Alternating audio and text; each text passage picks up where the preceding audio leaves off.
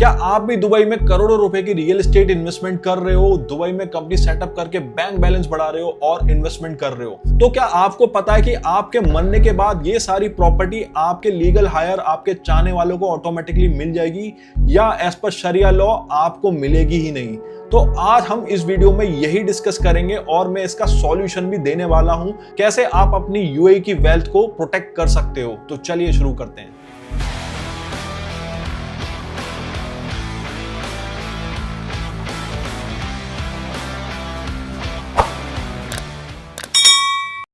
तो सबसे पहले ये समझते हैं कि कोई भी ओनर जो यूएई में एसेट होल्ड करता है, अगर उसका डिमाइस हो गया तो क्या होगा। तो देखिए, आपके जितने भी बैंक अकाउंट हैं, ब्रोकर अकाउंट हैं, इन्वेस्टमेंट है, वो सारी फ्रीज हो जाएंगी। और अगर आपकी रियल एस्टेट इन्वेस्टमेंट है तो वो भी कोई सेल नहीं कर सकता, ट्रांसफर नहीं कर सकता एंड इवन वो रेंट भी नहीं हो सकती। और अगर आप सोच रहे हो कि जैसे इंडिया में जॉइंट बैंक अकाउंट ओपन होता है तो इस तरीके से हम यूएई में भी अपना जॉइंट बैंक अकाउंट ओपन कर लें, और अगर एक अकाउंट होल्डर की डेथ हो भी जाएगी तो दूसरा जो बैंक अकाउंट होल्डर है वो ऑपरेट कर लेगा, तो ऐसा नहीं है यूएई के अंदर। यूएई में जैसे ही इवन एक सिंगल जॉइंट अकाउंट होल्डर की डेथ हो भी जाएगी तो जॉइंट अकाउंट आप ऑपरेट नहीं कर सकते हो, वो ऑटोमेटिकली फ्रीज हो जाएगा। तो ये तो बात अच्छी है कि भाई ठीक है, किसी का डिमाइस हुआ और ऑटोमेटिकली सारे एसेट फ्रीज हो गए ताकि कोई भी इसका जो ओनर नहीं है उसका कोई भी मिसयूज ना करे। बट अब सवाल आता है कि जो उसके लीगल हायर्स हैं, जो एक्चुअल उसके फैमिली मेंबर्स हैं, वो कैसे एक्सेस करेंगे, कैसे उस एसेट को टेक ओवर करेंगे। तो देखिए, यूएई में जो सिस्टम है ना वो ऑटोमेटिक नहीं है लीगल हायर्स का। पहले उनको कोर्ट ऑर्डर लेके आना पड़ेगा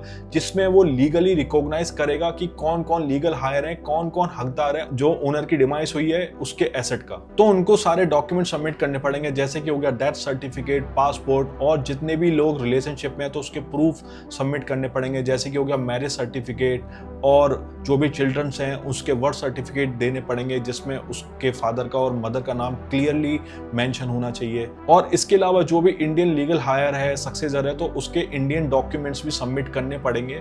और ये सारे डॉक्यूमेंट आपको कन्वर्ट करने पड़ेंगे अरेबिक लैंग्वेज में, और ये सारे डॉक्यूमेंट अरेबिक लैंग्वेज में जो भी कन्वर्ट होंगे तो वो अपोस्टाइल होंगे, नोटराइज होंगे बाय यूएई एम्बेसी। तो जितने भी सारे डॉक्यूमेंट सबमिट करे गए हैं कोर्ट में, तो उस बेसिस पे कोर्ट डिसाइड करेगा कि कौन लीगल हायर है, कौन हकदार है डिमाइस्ड ओनर के एसेट्स का। अब ये तो डिसाइड हो गया कि लीगल हायर कौन है, कौन हकदार है, बट क्वेश्चन ये आता है कि जो ये सारे एसेट्स हैं वो किस प्रोपोर्शनेट में डिस्ट्रीब्यूट होंगे अमंग लीगल हायर्स। तो देखिए, जो एज पर शरिया लॉ होता है, बाय डिफॉल्ट वाइफ का जो शेयर होता है वो 1/8 होता है टोटल एसेट का, और जो भी रिमेनिंग है वो सन और डॉटर में डिवाइड होता है। कैसे? सन को जो भी मिलेगा वो डबल मिलेगा डॉटर का। अब मान के चलते हैं कि डॉटर्स भी मल्टीपल हैं और सन भी मल्टीपल्स हैं, तो सन का जो भी हिस्सा होगा वो इक्वली डिवाइड हो जाएगा जितने भी सन है उस पर्सन के। और सिमिलरली डॉटर का जो भी हिस्सा आ रहा है जो कि सन का आधा है, तो वो भी डॉटर को इक्वली डिवाइड हो जाएगा जितनी भी डॉटर्स हैं। तो इस तरीके से by default as per Shariah law distribution होता है एसेट का।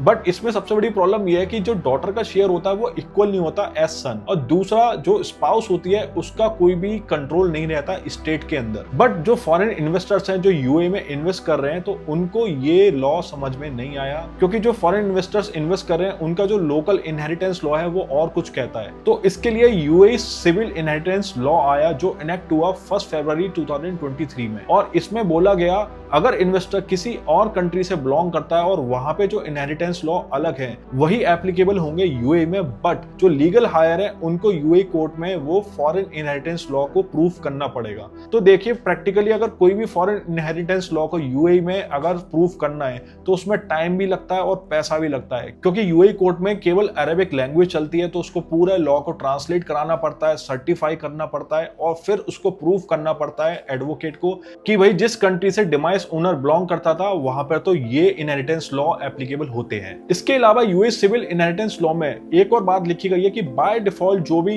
एसेट है वो जो प्रोपोर्शनेट होगा वो इस तरीके से होगा कि 50% जो शेयर है वो स्पाउस को जाएगा और जो रिमेनिंग 50% जो शेयर है वो चिल्ड्रंस को जाएगा इक्वली।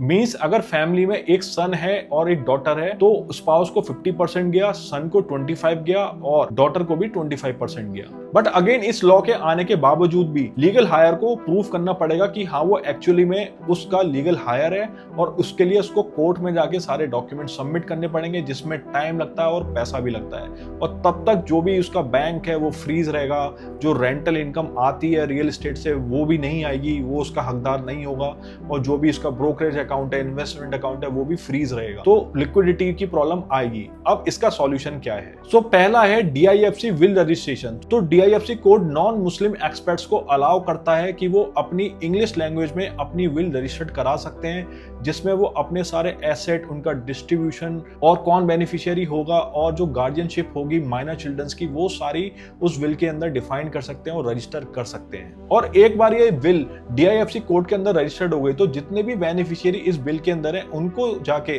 UAE कोर्ट को प्रूफ नहीं करना पड़ेगा कि मैं लीगल हायर हूं, सीधे वो अपना हक मांग सकते हैं और जो भी एसेट है उसका वो एक्सेस गेन कर सकते हैं। सो DIFC कोड की जो विल रजिस्ट्रेशन फीस होती है वो 10,000 AD होती है। अब मान के चलो अगर आपको फ्यूचर में अपनी विल को अमेंड करना है तो अगेन आपको 10,000 AD विल रजिस्ट्रेशन का दोबारा पैसा देना पड़ेगा। अब इसका सस्ता सॉल्यूशन क्या है? वो है ADJD कोड। ये आपका ऑप्शन 2 है। तो इसके अंदर भी जो नॉन मुस्लिम एक्सपर्ट्स हैं वो इंग्लिश में अपनी विल रजिस्टर्ड करा सकते हैं और सेम उनको बेनिफिट्स मिलते हैं जो DIFC कोड के थ्रू बिल रजिस्ट्रेशन में मिल रहे थे। और ADJD के अंदर जो बिल रजिस्ट्रेशन की फीस लगेगी वो सिर्फ लगेगी AD 950। बट इसका नेगेटिव पॉइंट ये है कि इसमें जो बिल रजिस्ट्रेशन में टाइम लगता है वो 60 डेज तक लग जाता है, एंड DIFC में जो टाइम लगता है वो केवल 7 डेज में ही विल रजिस्टर्ड हो जाती है। तो अगर आप हरी में तो आप DIFC में रजिस्ट्रेशन करा सकते हैं अपनी विल का, अदरवाइज ADJD में। ADJD एक और बेनिफिट देता है, वो भी स्पीडी विल रजिस्ट्रेशन देता है, विद इन 2 वीक्स के अंदर रजिस्टर्ड हो जाती है विल, बट उसकी जो एक्स्ट्रा फीस लगती है वो लगती है 2500 AD। तो इसके अलावा आपके पास एक और ऑप्शन है कि आप अपनी खुद की विल ड्राफ्ट कर सकते हो और दुबई कोर्ट में जाके अपना पब्लिक नोटरी करा सकते हो। तो इसमें भी टाइम लगता है, ऑब्वियस सी बात है, आपको एक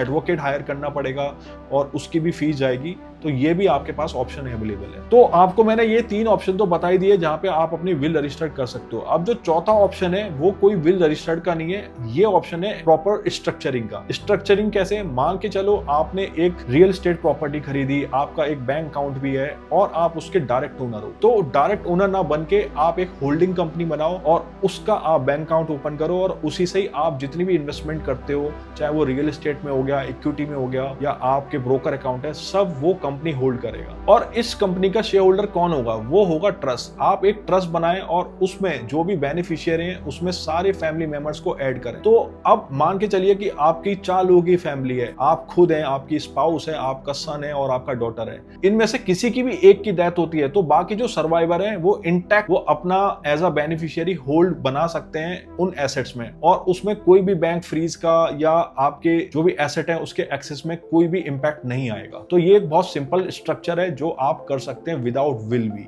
अगर आपको UAE विल रजिस्ट्रेशन में या ट्रस्ट फॉर्मेशन में या स्ट्रक्चरिंग में कैसी भी हेल्प चाहिए तो आप मेरी टीम से कनेक्ट कर सकते हैं, हम आपकी एंड टू एंड हेल्प करेंगे। और अगर आपका कोई भी क्वेरी स्टिल रह गया हो तो आप मुझसे लिंक्डइन में कनेक्ट कर सकते हैं, मैं आपका जरूर जवाब दूंगा। इस वीडियो से आपको थोड़ी भी वैल्यू मिली हो तो इस वीडियो को लाइक करें, शेयर करें और सब्सक्राइब करना ना भूलें। Thank you.